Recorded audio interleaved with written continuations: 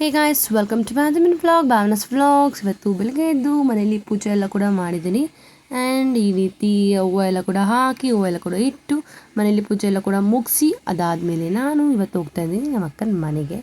ಯಾಕಂತಂದರೆ ಇದು ವೀಕೆಂಡ್ ಆಗಿರೋದ್ರಿಂದ ನಾನು ಇವಾಗ ನಮ್ಮ ಅಕ್ಕನ ಮನೆಗೆ ಹೋಗ್ತಾ ಇದ್ದೀನಿ.